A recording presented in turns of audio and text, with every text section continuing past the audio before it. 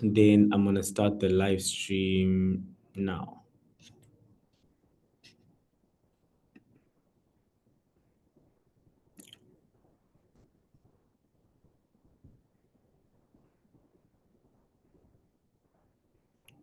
Okay, just loading. Cool, but we can get started. So awesome. Thank you so much, everybody who's on the call, all you 29 strong people and rising, I'm sure. Thank you so much for taking the time to come to this webinar.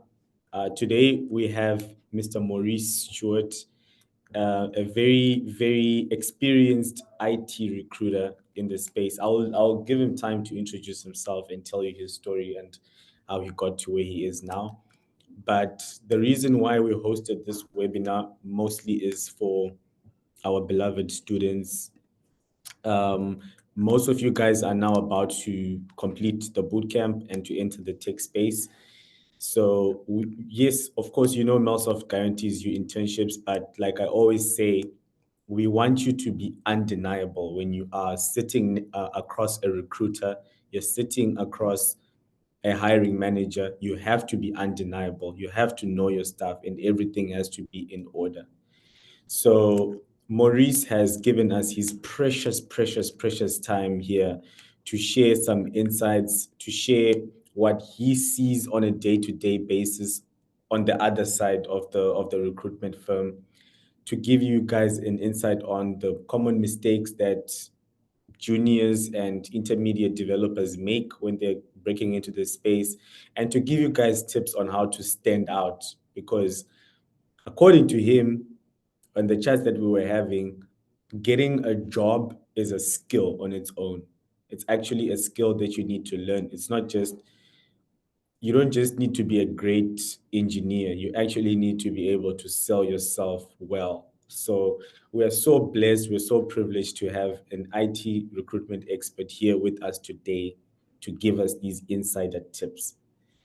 So with that being said, no time to waste. I'll allow Maurice to just quickly introduce himself and then take the floor with the webinar presentation. Oh, thank you so much for the introduction, Ralat. I'm not an expert. I don't think there's ever an expert. I just think there's people that know more than other people as time goes on. Look again, thank you so much for letting me join your webinar and speak to young guys that are going through your boot camp. Hopefully today they can learn how to enter into the job market and get noticed, and hopefully find their to kickstart the career going forward, if for lack of a better term. Just a bit of a background of myself. Yeah, so my name is Maurice Stuart. I have been in IT recruitment since 2016. Before that, I was in sales, in telecommunications sales. Um, Before that, in a long time ago. Basically, the slideshow that I've put together is just about the experiences that I've gone through, that I've spoken with colleagues, and hopefully once you've gone through this slideshow, you were able to put together a good profile, because that's the first step to getting a job, is having a good profile. And then also leveraging social media, how you can use social media and your social media presence to actually find your dream job, and just a bit of tips on having a good interview. This is all the information is just based on things that we see day to day, the mistakes that happen with graduates, junior developers, and why it takes them a long time to actually get into the market. Um, as well, just a bit of housekeeping. There will be, Larat has mentioned, there will be a Q&A session. I'll answer a few questions. Hopefully they won't be too grilling. Please, guys, go easy on me as well. All right. So, without further ado, let me just kick off the presentation. Just let, you guys will let me know if you guys can see the presentation. Yep, yes, we See that? can. Yeah, we can see. Great stuff. So let's start by, let's skip slides because I've already spoken about building your resume. Now, look, back then, you could use Microsoft Word, and you would type up words on Microsoft Word and print your CV out, and staple it together and go and hand it over at offices. Nowadays, everything is done online mainly. Every application, if you see a job on LinkedIn or a job board, um, you click and you apply with your resume. The first thing is actually building a nice resume, having a resume that would stand out. Now, a couple of free websites that which I'm using also to show you that is also free. As you can see there, Consulting, Canva, and Live Career. They give you templates. Okay. The reason why I've selected these guys, for example, is in their templates, they even say junior developer, junior tester, and they give you a template. And of course, the main thing is when you're using these websites is, yes, you could use the template, but it's the information that you're putting in must be authentic to you. It's no use copying and pasting somebody else's work, because if you're in an interview and you can't speak what you've got on your CV, it's not such a good look for a hiring manager, for a recruiter, for an HR person as well. When you're building your resume, what you want prospective employers, what you need them to know. So remember, they don't know you. Okay, once you've clicked, you sent your application, nobody knows you, right? But you've got to get essentially 3 messages across using your profile. Now, it's important to know that when you apply, thousands of people applying. Okay, so you've got to make sure you stand out, and also it is a very, very competitive market. Okay, so you've got to make sure that you create a brand. Think about applying for a job as a brand. From the get-go, that's where it starts with a good profile. As I've said here, 3 messages that you want to get across is who you are. So in your profile, short summary of who you are. You can write nice things like, recently I'm a graduate with an IT diploma, IT degree. My technology is so and so. I've done certain projects or assignments, or speak a little bit about if you've done any internships, any work anywhere that can highlight that you have the experience that you're applying for as well. Because even if it's only school experience, maybe on assignments or projects, they need to know where you've at least done it. The next message that you would get is what you have to offer. So think about what you have to offer. Basically, it's about what you have to offer is your skill, knowledge that you've gained, and in terms of being a junior development, ambition, goal-orientated, because your willingness to learn as well. That's what you have to offer as a junior when speaking to a hiring manager, whether it's for an internship and so, because as much as it's not said, not just what's written on paper is what will get you. It's what you write, actual words, because they don't know the value that you can bring as well. Also, I think what you want in return, because remember, they're going to be paying you as an employee. Look at it as paying for your service or your expertise or your knowledge. Also, you've got to know what you want in return. So when you apply, your goal, I always believe, when you put a CV together, the main thing is to get a call. Whether it's 10 minutes, 15 minutes, half an hour, is to get a call instead of a decline message. So always think about these 3 messages when putting together your profile that you're going to send out. A few other things you could do: try and have a few different profiles, because not every job is the same. So you want to tailor your CV to the job. So when you read a job spec, have, I'd say, 3 different profiles that you can even edit, look at what their requirements. And if you know that you have that experience, maybe again, rewrite your profile to match what they were asking for. Again, it'll help you stand out, and you'll bring the gap closer on what they've advertised and what you've applied, and how you guys, or how it can collaborate together. Look, I've put the slide together because it's important to know that where you guys are at, it can be daunting. Oh, how do I put a good CV? What does a good CV look like? Guys are very lucky. Technology has moved forward. So it's an open secret. You can even use OpenAI, ChatGPT to help you communicate more effectively what you're about, or rewrite it, maybe change the words. Maybe you're not sure about the wording and you want standout wordings. Look, it is a good place to use as ideas, because at the end of the day, you still need to edit as much as possible, because you don't want the computer to write your resume for you, because if that's the case, then the computer will do your job. If you look at it that way. So what you want is use it as a platform, but use it as more of an idea platform, so that you are able to put together a standout career resume. I would say to you, you're looking at career summary. Also, we'll just tell employers what your resume already says. Give them unique insights into you. So, and how do you do that? You can write, I'm a fun-loving young graduate software developer, versus I'm a young graduate software developer. Already they're going to think, okay, this, but if you just use just a few different words, try and bring your personality within your career summary. If you can do, some certain roles require that you use a cover letter. Now, cover letters, they come in various different forms. Okay, try to keep it not too long. Just a nice size paragraph, maybe about 10 lines. But again, it must be impactful. Some require you to write a cover letter when you apply. So you never know until you click on application.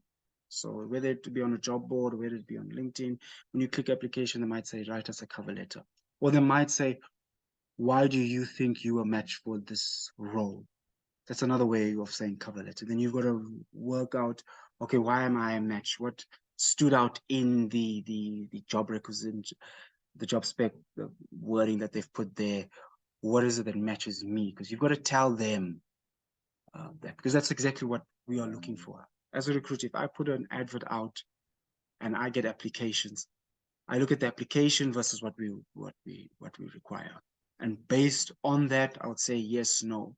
Now, what you write is vitally important, because you might have the skill, you might have the necessary requirements to write, but if you don't communicate it and if you don't write it, we're not going to know, and we're going to decline your profile based on the fact that, okay, we don't see the match that this candidate sees as well. So that's always important to keep in mind as well.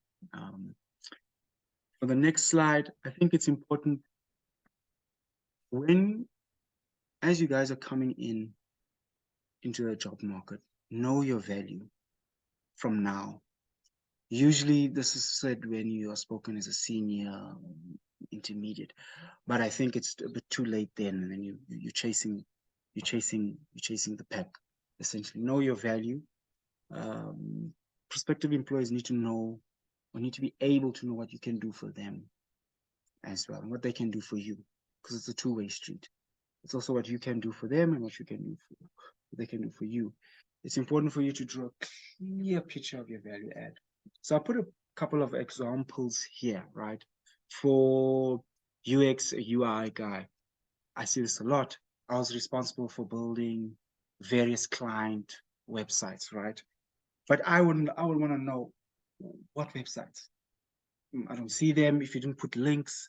So how am I going to know what websites you built and what was the website, essentially? What was going on in the website? Anybody can build a website, but if you build a website, the success of your website, I think it will link to the traffic that comes through to your website.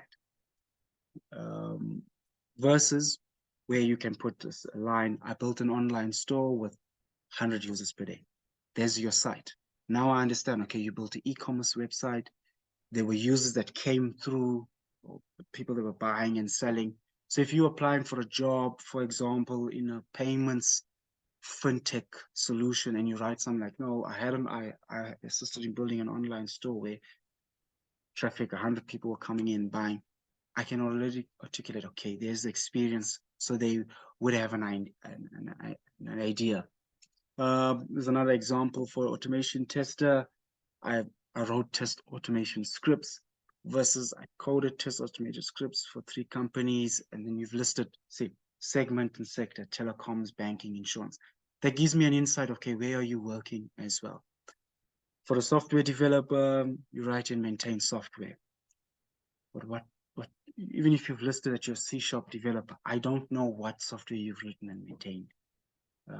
If just by writing that in job duties, where you can put, for example, develop and maintain software using, I just put Java as an example, but if you C#, you'd say C#, if you PHP, PHP, if you Scala, Scala.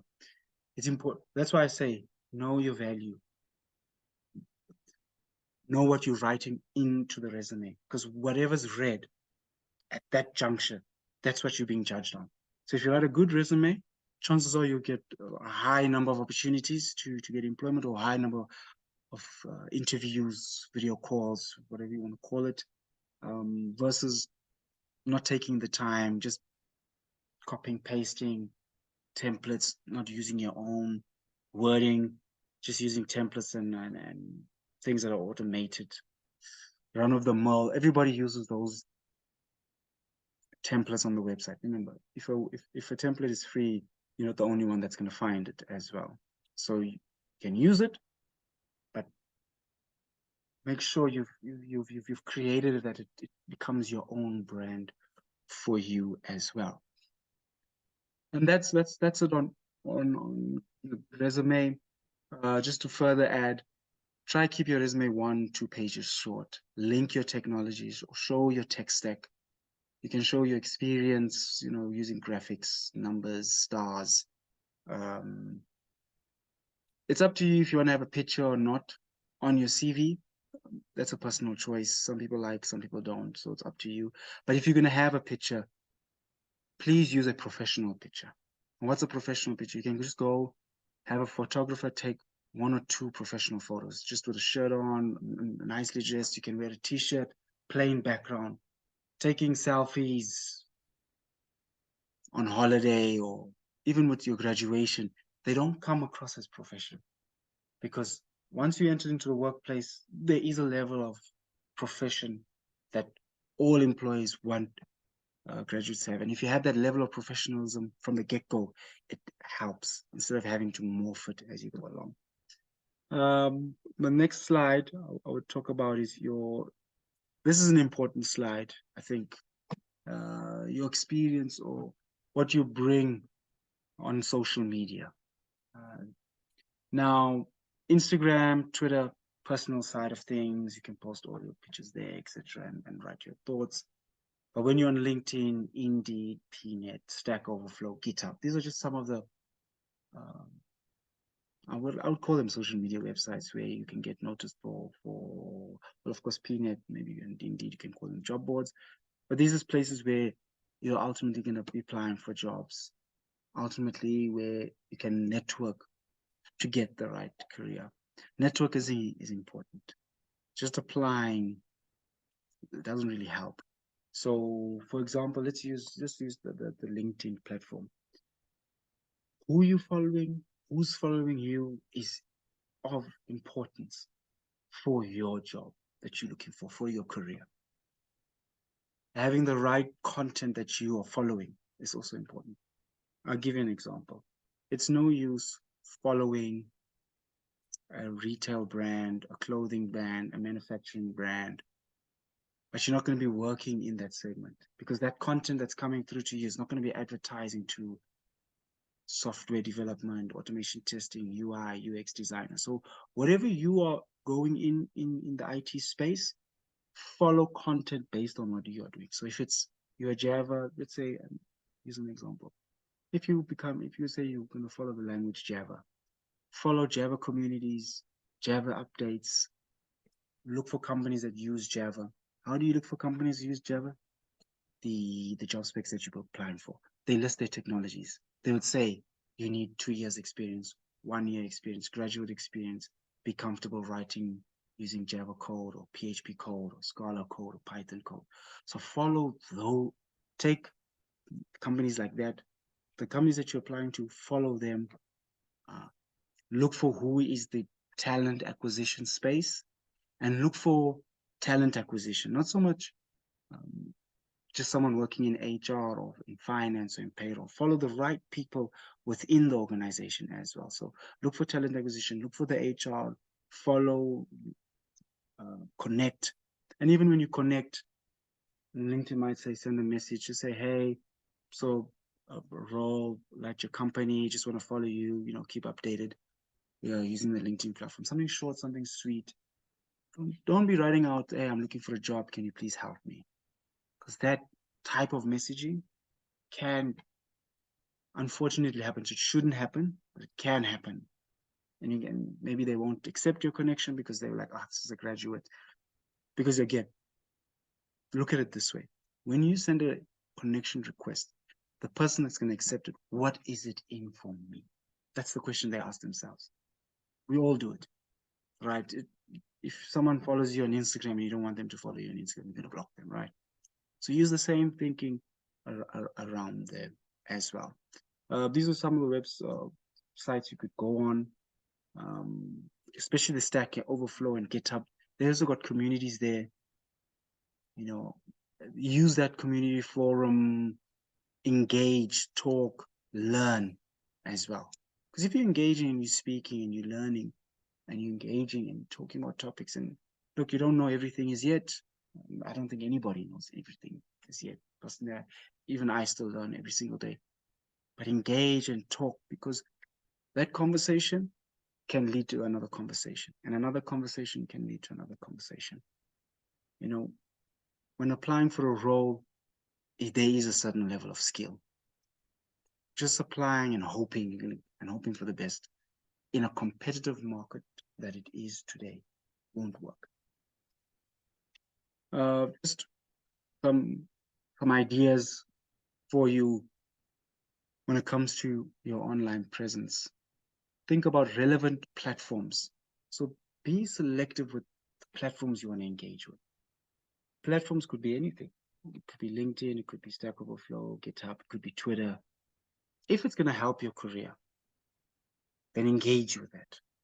If you believe that that's the right space, then engage. But if you see you're not getting traction for your career, move on to a next platform, because you need to use a platform that will allow you to not only learn and network, but also you don't want to only be applying. The idea is for recruiters like myself to reach out to you. That is where, even if you're junior, senior, intermediate, that's where it's far easier for yourself than continuously applying.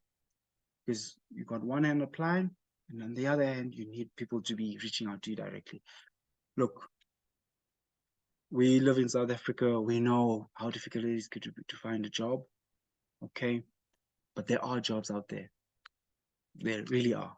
Companies are expanding, especially in the IT space. It's very rare that they're gonna. If you, for example, every company uses a developer somewhere, somehow. Every company with an online presence, even if they use a developer via an external third party, you're going to be working for that third party, right? So everybody who's got an online presence uses some sort of developer, UX designer, SEO, front end, back end, tester. So there are opportunities out there. So look for the platforms that will give you the best chance for yourself. When connecting, they always say, there's that old adage that says, who you know, it's about who you know. But nowadays, it's also about who knows you.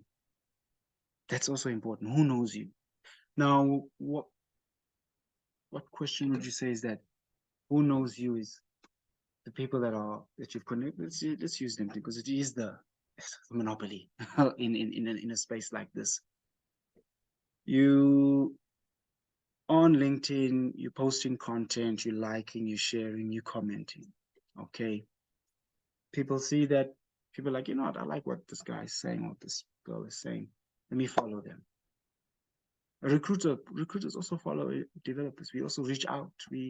When we see, oh, this person is commenting, sharing, they're talking about in their space, we also want to reach out to them because I might have an opportunity for them, or I might have an opportunity for a friend that they know. That's literally what we do sometimes. Sometimes applications, we're not finding the right applications. So as a recruiter, I would go out to my network and look at, okay, who am I following as a front-end developer, back-end developer? Let me reach out to them directly because now I have access. I'm a first connection. I can easily message without having to send an email and needing an email credit. So when it comes to connecting, also, it's a lot to think about, but you've got to think about it. You've got to be on top of it. Who knows you? Because you never know. They could post, even if they don't reach out to you, but they might post, hey, we're looking for internship. Hey, we've got a graduate program. Hey, we're looking for recently graduated guys who we want to upskill. And that could pop up on your feed versus you having to go and type in and Google and spend hours and maybe not find anything and become disillusioned with the job market as well. So it's important. Who knows you? It's vitally important. Another aspect when you're using social media, when you're creating, I think it's important to, whether you, I put things like, share, all under creating, writing what you'd like, sending a message, writing a post on LinkedIn, GitHub. Always be strategic. The reason I say be strategic, social media can be your friend and it can be your enemy. You can say one wrong thing and suddenly everybody's on you and everybody wants to cancel you and you haven't even started your career because you just spoke your mind and you said something that people didn't like. So always think about what you're creating. What will be interesting or useful to the people in your network? I'll give you an example. If you attended a webinar, let's say LinkedIn, right? It is LinkedIn, right? You saw LinkedIn was having a graduate webinar and they were talking about more details and you joined it and you enjoyed what they spoke about, you learned something and you share that, hey, I recently attended this webinar. As a recruiter, if I pops up, I see a graduate, anybody, I guess, oh, they attended this. Oh, what did they attend? There will be people who will scroll past it, but there will be people that will know, what did this person attend? That's why. Again, you're bringing eyes to yourself, eyes to your page, eyes to your brand. Think about social media as your brand. It's no longer just, oh, it's great to have a LinkedIn profile and I'm connecting with all these different people. No. You want to move forward with your career, look at it as a brand as well. Even when you're posting, you don't want to be flooding the market with unnecessary stuff as well. Because that will be the thing. Let me just keep posting every day. But rather think about it. I'll post on Monday. I'll post on Monday. Be consistent also. Think about, draw up a map. How often do you want to post on a platform about certain topics related to work? Remember, this is not Instagram where you just gonna share update. Hey guys, I had a nice meal today. I went on holiday. I took a picture in front of this. No, if you're gonna use LinkedIn, think about, oh, okay, what am I gonna post? When am I gonna post? What am I gonna post? Why am I posting this? Because each time you're gonna post something, ask yourself, is this content gonna be helpful, relevant, timely to me finding a job, to me finding my career space, to me getting my dream job? Everybody says they got a dream job. Even if you're not going to be working and you're going to be self-employed, maybe you want to be contracting. Again, how are people going to know about your brand? Use the platform that you have as your brand. and develop a brand and think about it as a brand form. And it won't happen overnight, of course. No success happens overnight. Okay, but with consistency, applying principles every single time, you will get to a point in your career where you'll get what you're looking for. And that's all we look for. We're looking for that one opportunity that's going to give you everything, whether it's compensation, technology, company wise, what you're working in, the environment, who you're working with. Are you working with in the South African market? Are you working in the international market? You know, eventually how you structure your LinkedIn, for example, because that's where mainly it's used. Starting from now, develop good habits, and later on, it'll just make life so much easier. Use your social media also. I would say follow people. You know, what we call this? What's this word? Influencers.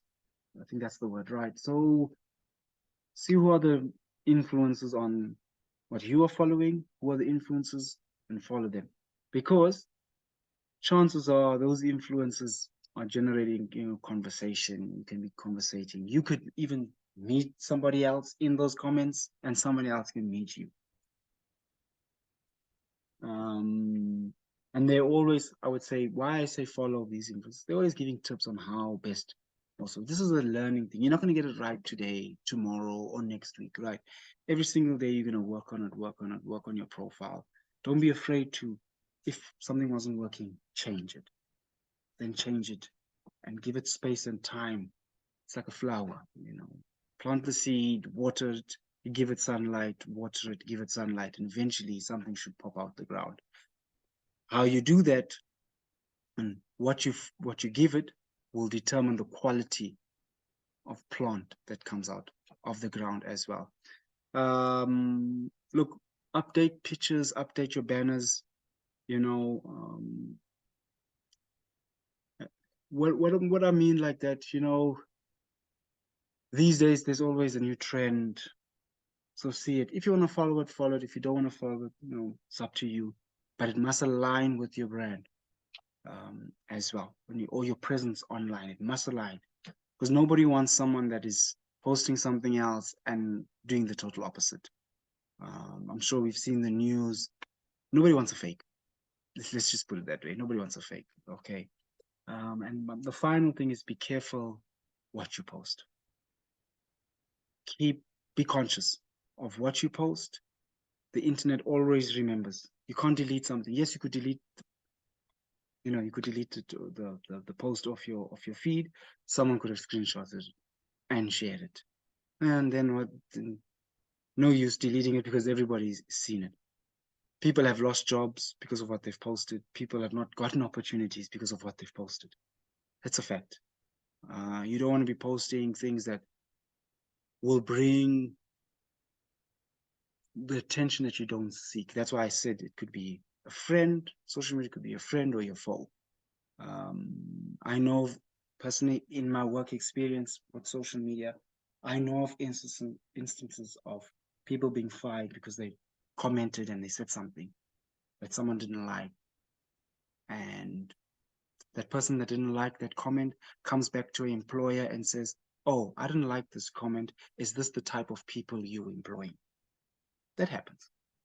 And then the employer has to look at their brand. So remember, if you are posting the right content, employers would look at that. And also, when employers hire you, sometimes it's part of their hiring process. If you want an offer, they need to do a social media background check on you. Also, there are companies that do that. There are companies that go through your social media and put, are you a high risk, medium risk, low risk? Are you posting? And what type of content are you posting? Oh, this guy only posts sports. This guy only posts political stuff. This guy posts religious stuff. There are companies that now have the ability to go scan through all your social media handles and put together what your social media looks like. And that too plays a role in getting a role, getting hired, not getting hired, looking for an opportunity. So always think about that. That's vitally important, vitally important. And then we'll move on to the interview stage. Look, having a good interview is ultimately going to an interview, speaking your knowledge, your skill, your truth, but delivering that message in a correct manner that unfortunately you have to sell yourself in this instance. You know, when you're having an interview, think about it as selling a product. What's your product? Your skill, your knowledge. That's your product. Who needs to buy your product? The guy sitting or the girl sitting across the end of the table, the talent acquisition partner, the HR manager, the hiring manager. That's what you're looking for. Okay. You need to sell yourself. Preparing is the essential part to a good interview. My next slide will just space on how to deliver a good interview. You might not get the role, but you've left an impression. And I think that's the most important aspect. Even if you don't get the role at that time, leave an impression to the person that's interviewing you. You know what? Maybe not for this role we're looking for, but this is someone to look out for the future, because you never know. You know, you might not get that opportunity, you get another opportunity, you work a couple of more years, you get a couple more experiences, get more exposure, and then someone might say, hey, you know what, I remember this guy interviewed maybe a year, 2 years ago. We didn't have, he wasn't quite correct. This was his name. Let's see if, let's see what he's doing now. Let's see if it's within line with, if we go for our role, if he's still following the same subjects, he or she. That is what you want. And how do you do that? Look, they say practice makes perfect. Sorry about that. Practice makes perfect. Prepare. Be prepared.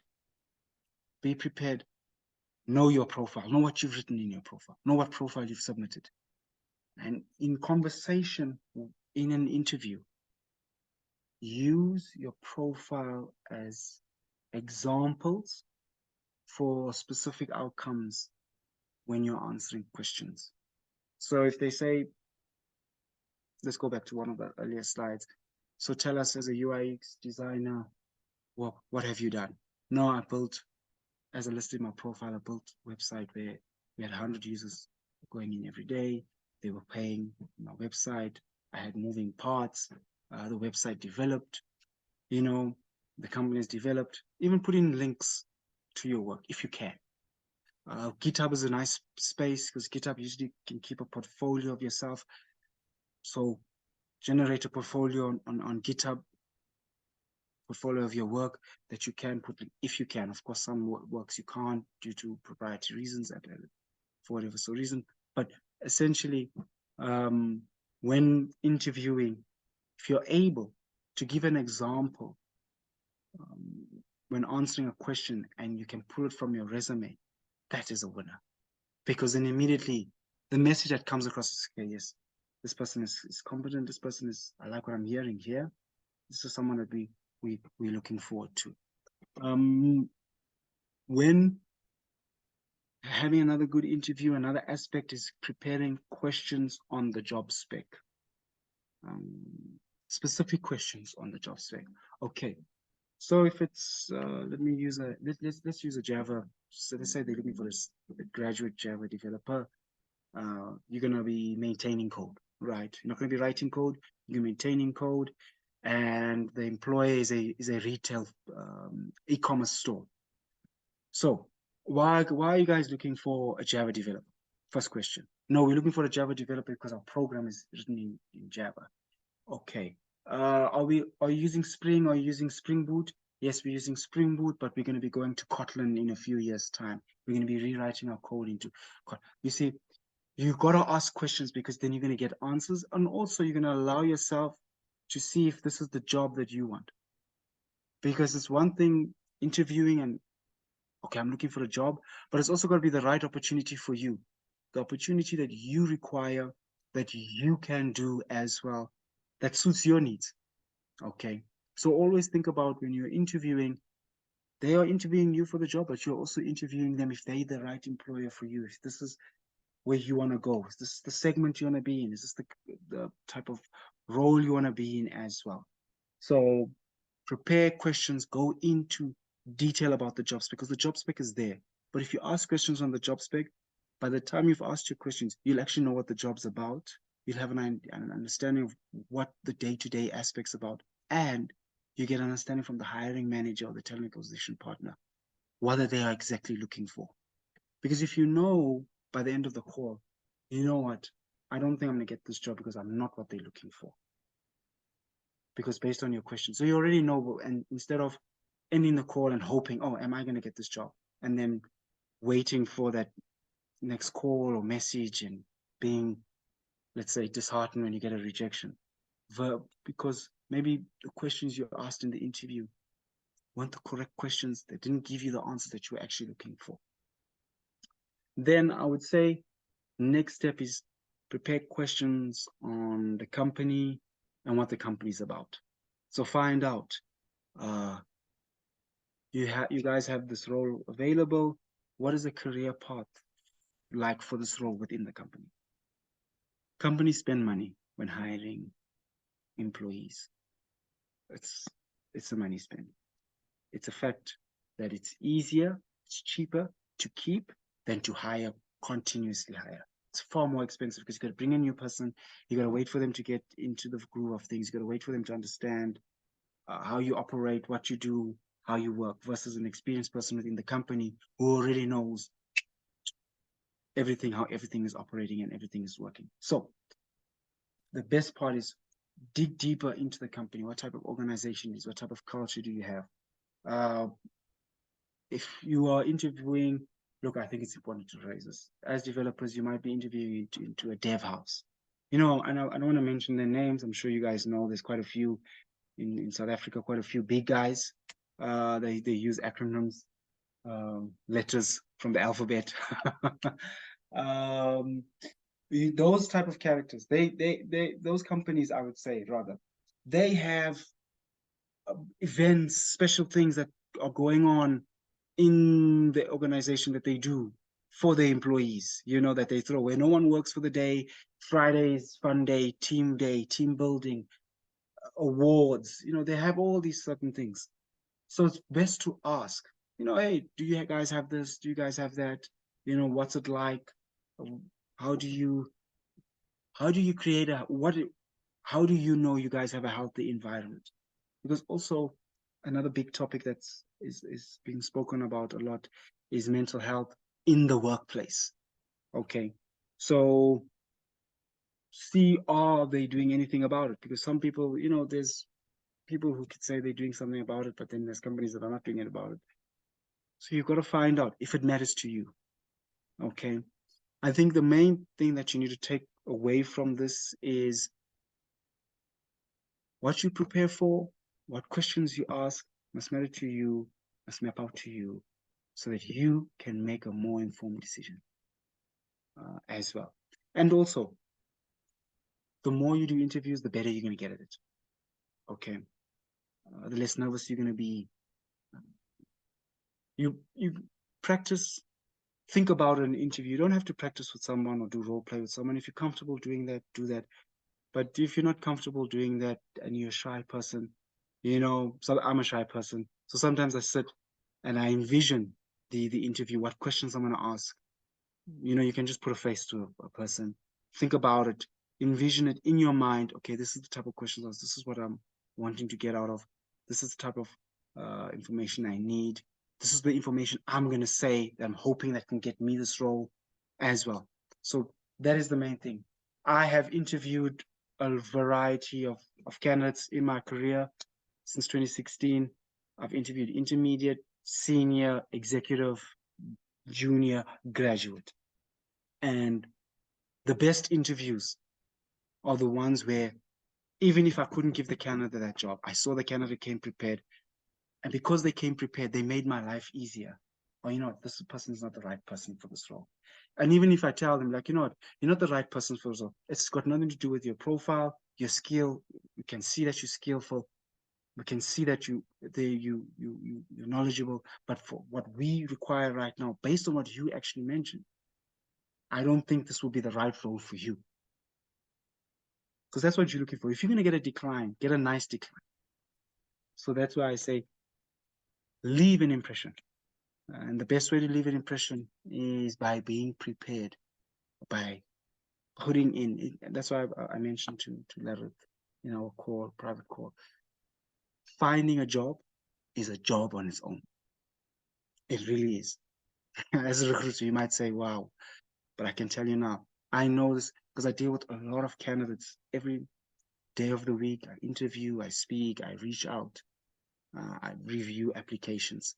And I can tell you now, um, the candidates that leave an impression every time something comes up, whether it's on by me, whether it's my requisition, whether it's a colleague at even another company who might reach out to me and say, hey, listen, do you know anybody we're struggling to find?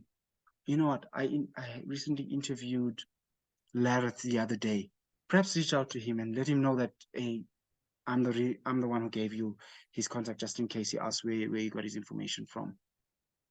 That helps you find a job. So I think that is something that, as a graduate, be prepared about. In closing, always remember, not the only one they're interviewing. So you need to stand out. And this question of who do you think will get it will ultimately depends on you. It does. You know, why I say that, yes, on the other spectrum, the decision making doesn't lie with you, okay?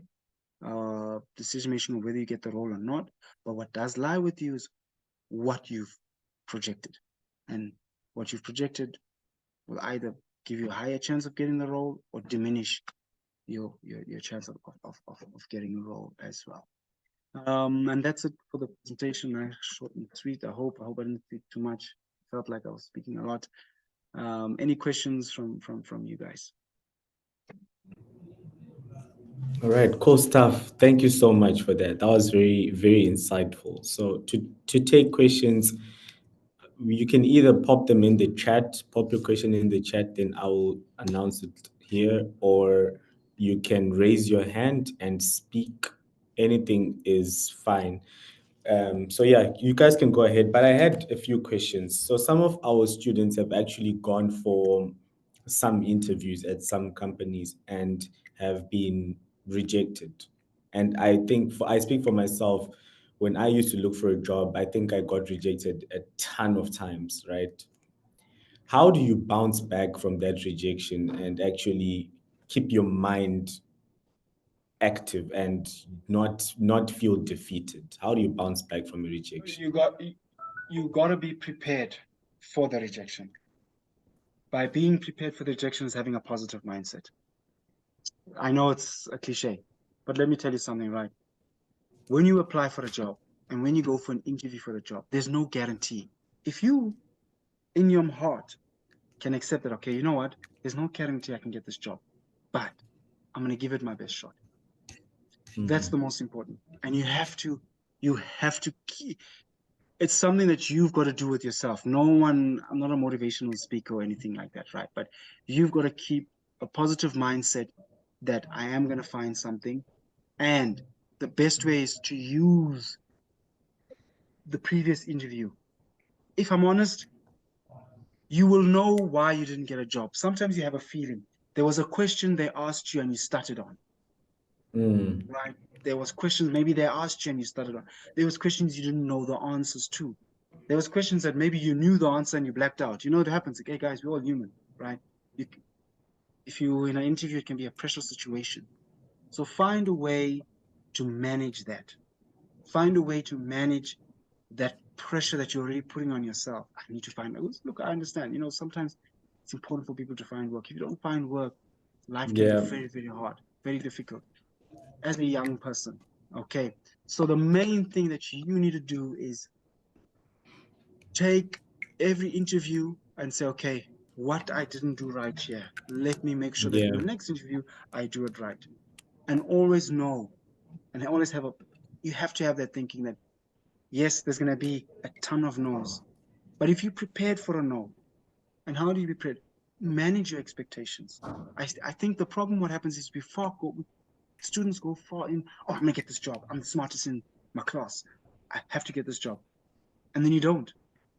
And then, oh, why? Sometimes they don't have the opportunity to tell you. I'm going to be honest. Sometimes they just send a rejection mail. Hey, thank you so much for your time, but we felt at this moment in time you weren't the right candidate.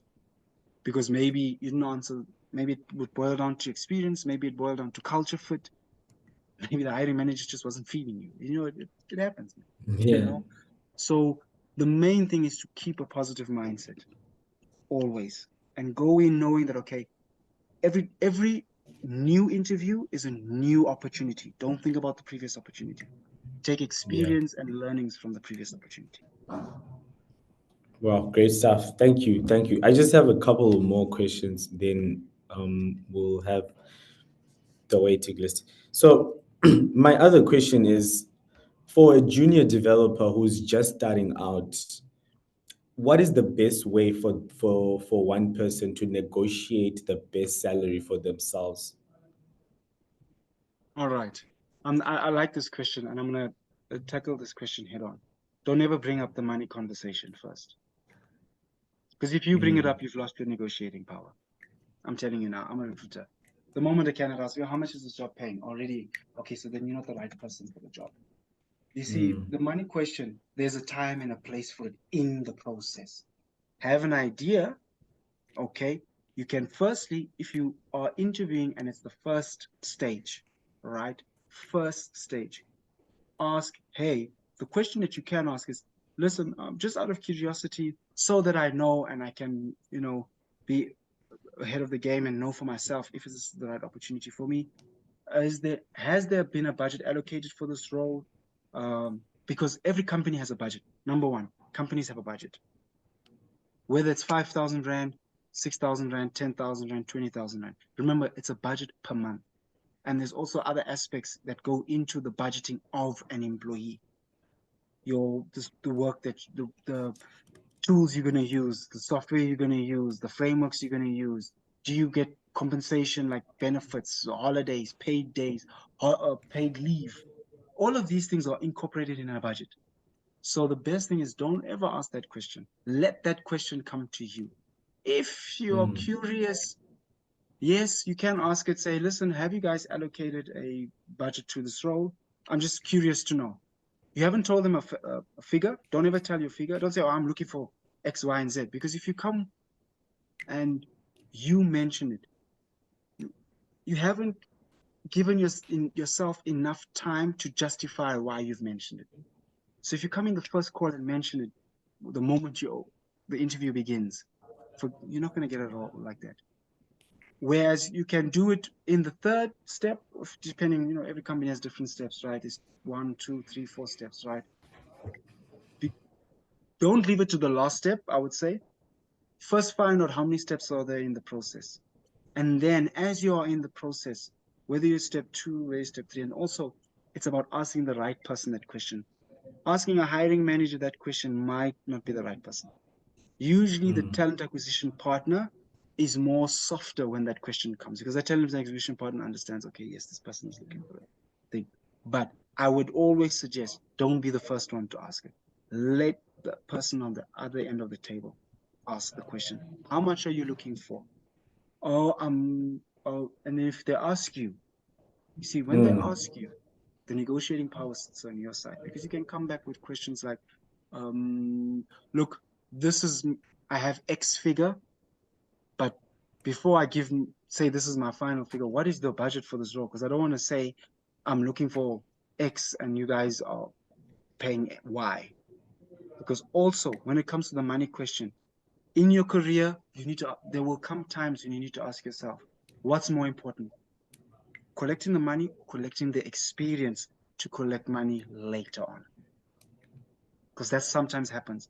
You want to get the experience because you want to get the exposure. And sometimes you're going to have to take a job that's going to pay you less, but because there's a learning curve to it that can pay you more in the long run. Always remember, build your career. You don't want to start off on a high salary and then you can't negotiate higher salaries going forward, then you're stuck. So it's like, for example, if you come in at 20,000 rand, I just want to use an example, right? You come in at 20,000 rand a month as a junior, as a graduate, right? Chances are you're going to stay between 20 to 30 for a long time. And what's a long time? 3, 4, 5 years, because you came in so high. Whereas if you're at 5, 10, 15, you are able to move to 18, 20 in a year's time, 22 in another year's time, because you're coming off from a lower figure. You got to be smart with the money side of things. You got to be smart with the money side of things. That's what I would say. Wow, great stuff. Great insights. Great insights. Okay, I don't want to hog the mic, so I'm just gonna give Kwanda to ask their question. Kwanda, you can go. Thank you. Hi, everyone. Hey. I've got a question, right? So Morris mentioned that you need to have social media platforms that are rather relatable to what you are looking for, right? So, for example, in my instance, currently I'm working at a customer care environment, but I've had a little bit of experience with coding, which was through a learnership that was only available for like 12 months. So, with that, on my LinkedIn profile, yes, it is there, it is available, but then also how do I put this? How do I merge it to seem more dominant than what I'm currently doing now? Because on my profile, it's more of the customer care center environment as to the software developer situation. So how do I tackle that? Okay, very simple. You working in the customer care environment currently right now. Mm-hmm. Okay, Mm-hmm. that has to be there. Going Okay. and doing other things on the side to try and get more. I would even say going on GitHub, going on open source communities where people like GitHub. I know it's a community. And the reason why I keep raising it is I know in that community, as a graduate, you can go and ask around, hey guys, where can I go to test myself? Where can I go and write code? Where can I go and get some Sure. experience to write code free? Right? That's what you got Yeah. to do. You've got to Okay. generate the experience to overpower the customer experience. Because if you don't, then all you have is your learnership. And that, Yeah. because you only have that, that can be like not experienced enough. So you've got to go again. Finding your career is your responsibility. Mhm. The way it's the cookie crumbles. So go and Alrighty. find places where you can go and develop yourself, even if you're not going to get paid for it, because you got the customer care job. Do free Mm-hmm. coding, do things, even if you're not going to get paid for it, but you're going to get the experience. So that Alrighty. eventually So you build your portfolio and your profile up. I get that. So, in terms of looking for communities on GitHub, I do have a profile that has some projects that have linked onto the GitHub profile. But then, how do I look for communities that are within the range of what I want to do specifically? There you've got to search. You got to put in search words. You got to follow. You got to Google communities. Mm, Think about it. Think about what can I say? Words. What we I know in English we used to call them power words, but these hashtag words. I forgot what they mm-hmm. called now. I've gone blank. So hashtag. Hashtag. Yeah, let me ask you a question. What are you coding? What's your tech stack? Or what's the It tech stack you was want to follow?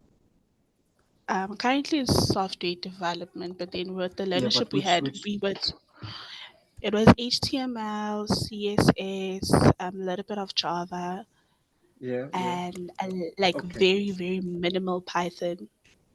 So then you got to realize what language you want to code in, and go Hmm. and find communities where the conversation of coding is happening on those languages, and Yeah, then that would be go. definitely That's HTML. what you've got to go and find what you're looking for, and Google it and research. Look, you have your profile, so I can't. I'll be honest. I'm not able to say, okay, this is what you got to do for everybody's profile. You know your Sure. profile best. So you got to play around with words to find the communities. Look, you can go into one community and write, listen, hey guys, I'm looking for a community where conversations like this are happening. This topic is like, does anybody have an idea? And just post it. Mhm. Sometimes it's a simple message like that. Someone will say, yeah, sure, go to this guy. There's the link. They have a look there. It could be for you. That's how you got to do it. Yeah. Alrighty. Alrighty, that is very helpful. Thank you. All right. All good. Tion. Hi. I would just want to say thank you for your time and giving us some insight and knowledge today. My question was for those who first want to do learnerships or still want some training, but some paid training. So, learnerships, graduate programs, and internships.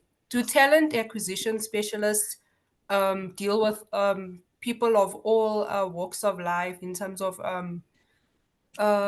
experience, or is there certain talent acquisition specialists that we can reach out to that specialize with internships and the youth that are looking for opportunities? Look, there's no right answer for that. So I'll say this to you. What you've got to do is you've got to follow companies that are within the scope that you want to do. Click follow. I'll tell you why. They will have the programs, they will advertise the graduate programs that you can apply for. I won't say follow just one person. That would be, it won't be helpful. So you got to follow a variety of people. Again, it boils down to, I want to put this right. If you want to be a Java, let me not use Java because you might think I'm a Java focused guy. If you want to be a C# developer, okay, you must look for C# platforms. Start there, right? Then follow companies that by looking at their job specs. So just go and look at the jobs that they're advertising, the IT jobs that they're advertising. Even if it's a senior role, you'll see they'll list their tech stack, even though it's a senior role. You don't have to apply for it, right? Don't apply for it because chances are you're not going to get it. Don't ever apply for a senior role when you're very junior because your chances are not going to get it. If you haven't got the experience, rather take that job spec, read what they've got there, read the tech stack, and then you will know if this is the company you should follow. So if they say our tech stack is C#, Azure, ASP.NET, and the likes, okay, let me follow this company because they might have a graduate program. Yeah. And remember, graduate programs come around from August, September, October, November as well. So you want to be looking out, follow the big companies, usually the JAC companies. They give the paid graduate programs. Again, I know not every graduate program there's payment on the end. Some graduate programs, some companies, they do it, and it's good to have their name on your CV, because their name on your CV that, hey, listen, I was a learner, I was having a learnership at this company from this time to this time. This is what I did. Sometimes that is valuable for applying for a position in a company in a permanent role. So also be wary that not every opportunity in terms of a learnership or graduate program, there might be a remuneration on it. Look, is it right? That can be debatable, but we're not sitting in the companies and making those decisions. So always have that focus as well. Thank you. All right, great stuff. So, guys, we'll run out of time, but we're just gonna take maybe 3 last questions. And if you're asking your question, please just ask it really quickly, and then we just get a really quick response so that, yeah. The next up is Tebo, then Andre. Okay, thank you so much. My question is, what kind of projects really caught your eye as a recruiter? Like they really made a candidate stand out, specifically for software dev people.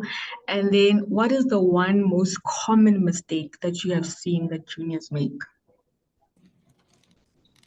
Okay, I'll start with software developers that have built their own app, built their own websites, even if they don't have traffic coming through it. If they've built their own and they've coded and they put it as a link and you can go and check it out, already you think, oh, okay, there's something I can work with here. So I would say if you can't, just to answer your question, if you can't find somewhere to do coding, Mhm. Figure a way out as a developer to do it yourself, because that's your experience. Sitting and not, you see, it versus sitting and doing nothing. That's the problem that, you know. And my next answer is going to equate to your second part of your question. The common mistake is you guys believe that because you studied and you got good marks, you should get a job. Mhm. Trust me, guys, that's not. Look, especially, you know, companies are looking for what. The question you should ask yourself: what are they looking for in a graduate? They're looking for ambition. Is this person skillful? You know, this person's not skillful, as skillful, but do they have the hunger to become skillful? And that is the thing. Look, if there's something I would say, please don't be a know-it-all when you speak to a recruiter. That person, the recruiter, is your help. Don't say, "Oh no, I know Java. I've done this. I've done that," and don't try and be smart. Don't give. You know, when you try to be the smartest in the room, it's an interview, guys. So always remember, in the interview, you want to present yourself that there's a lot of messages that you've got to send through to the recruiter in that time space. Can this person work? Is this person smart enough? Does this person understand what we're going to do? Will they be able to articulate if we give them an instruction? There's things like that. You don't want to come across a, you know what, this person is so talented, we can see they're talented, but this person is going to be hard to work. Mm. So you always got to remember that. And that's Thank the you common so mistake. That's the common mistake that takes place. That I don't think this person we can work with. They're not mature enough yet. So have the maturity into not trying to be the smartest in the room in an interview. Please. much. I would say that. Look, I see it all the time. Yeah. Even seniors do it, by the way. Not just juniors, guys. A lot of people can do it. And then you don't get a role like that. Thank you so All right. much. Great stuff. Andre, go for it. Hi. Okay, my question is, okay, I want to get into data analysis and market research. So firstly, I already have the qualification and I'm taking the advice that you just said now, where it's saying just because you have the qualification and you're smart and whatever, you deserve the job. So like I'm taking that into consideration. Because the question that I have is in terms of certifications, like as a recruiter, how important is it that when you look at someone's LinkedIn profile, they have like certificates from different companies, like let's say Google, LinkedIn, or Amazon, like all those No, things. that is a good question. Look, it helps your profile when you've listed certifications. For whatever you're doing, even if it's a LinkedIn, you know, LinkedIn also gives these free LinkedIn certifications. It does help that you have it there. And you know what? Let me tell you what. Okay, this will just be my personal opinion, right? But I'd also say I can speak for a few other people, like colleagues that I've worked with, and just knowing conversations that we have. And sometimes as recruiters, not only I would review a profile, I would have my colleague, hey, come and sit and review a profile with me, or 2 or 3 colleagues, and say, listen, what are your thoughts on this profile? What do you think? You know, just to see if maybe they can give me a different perspective. And the common thing is, if we see that, oh, hey, look, you know, he's got quite a few certifications, it is good, because sometimes certain roles require certain certifications as a non-negotiable. There's a reason why they have to have that certification. Maybe there's something that is in the certification that they're working with, that when you have that certification, you would have an understanding of it from a junior level, senior level, intermediate level. So certifications do help. They show that your willingness to learn, but certifications only with no experience. It's best that you can, even if you, as a graduate, even if you have to work for free, sometimes, guys, think about it that way. Sometimes if that is the avenue that you have to go down to become successful later on, then go down. Don't be afraid to put the work in, because I think that's the main thing. You need to garner experience. Everybody talks about experience, right? Find a way to get experience. You know what you're looking for. You know, thing. Even if you do a 3-month, even if you are if you do during December, let me give an example, right? Let's say a company, people go on leave, someone advertises a job, they say 3 months. Do that 3 months, apply for that 3 months, try and get that 3 months. If you're not getting a full-time job, try and get that 3 months, that 6 months, because eventually it's going to add up sometime. It's going to add up. And then you're going to have experience. Then you're going to be able to go, no, I've got 2 years experience collectively. Yes, it's split into different segments, but I've put 2 years together.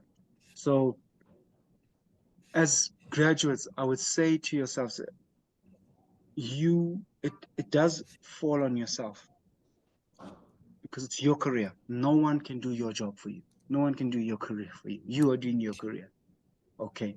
So you've got to look for avenues, places where you can show and get the exposure that you require as well. And don't be afraid to do it for free. I'm not saying work for free for a year now. Please don't take it that way. But if something comes up where it's 2 weeks, do it. It's 2 weeks that you didn't have on your profile. You know what I mean? So that I would say that. Hopefully that answers your question.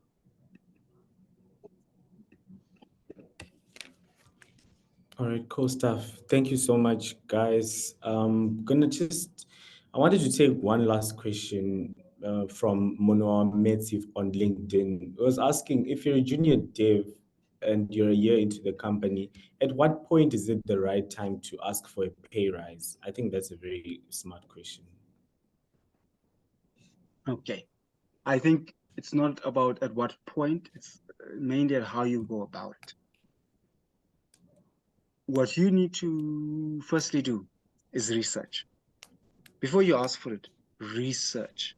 What do I mean by research? So you're already working in a company, okay? You're there a year, all right? Start with HR, go to HR. Hey, what is the policy? First ask the policy for raises. What is the policy for raises? Because you can find there's a policy. You can find that you have to be there at a certain time before you can qualify. Because you don't want to go and ask for a raise and you don't even qualify for it. You see, you got to know that first. If there's nothing like that, the best place is to go to your direct line manager. Say, hey, line manager, can I book time in your diary? I want to have a conversation, and make it formal. Don't make it in an impromptu conversation, because if you make it an impromptu conversation and nothing happens about it, you're going to be upset. You're going to be not happy. You're going to say, oh no, they didn't take me seriously. But if you say to your hiring manager, listen, can I just put an impromptu 15 minutes? You got one question you want to answer. Don't dance around it. Then you put it in and you have that call. Say to him, listen, I'm interested to know, firstly, I'd like a raise. But in the same breath, do I qualify for a raise? If I don't qualify for a raise, what can I do to get a raise?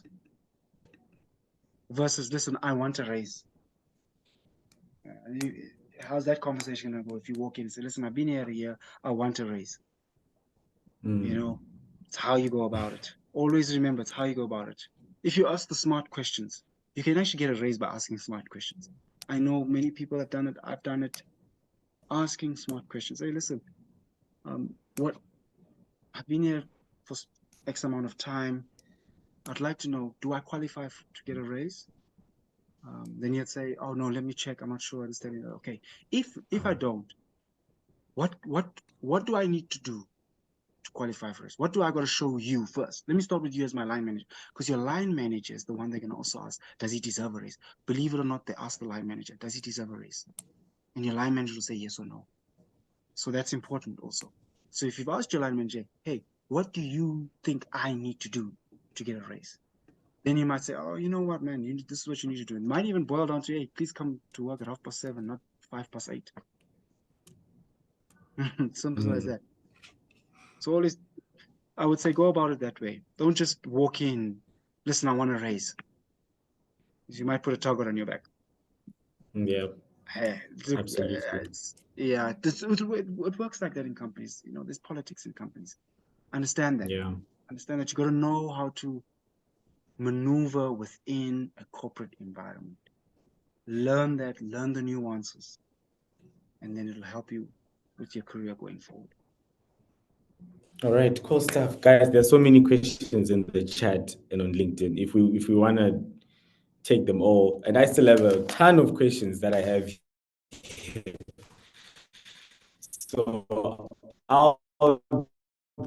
I would like to say to everyone, I've just dropped his LinkedIn profile in the chat. Connect with him if you'd like to learn more. I think Maurice has shown that he's really, really interested in helping you guys out. So thank you so much, guys. We've run out of time by quite a lot, but that shows that it was a very insightful and very helpful conversation. Thank you, Maurice, on behalf of everyone at Melsoft Academy. I'm so grateful for the time that you've taken, the insights that you've shared. If just one person on this call learned something, for me, it's a win. And I've learned a lot already. So thank you so much for your time.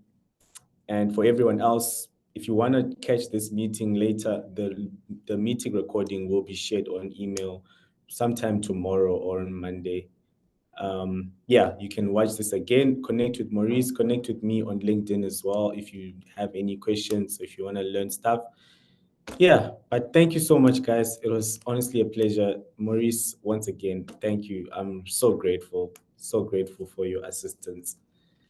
And yeah, No, the honor is mine. Thank you for the invite, Laris. Thank you for reaching out, and thank you for the invite, and thank you everybody for your time as well.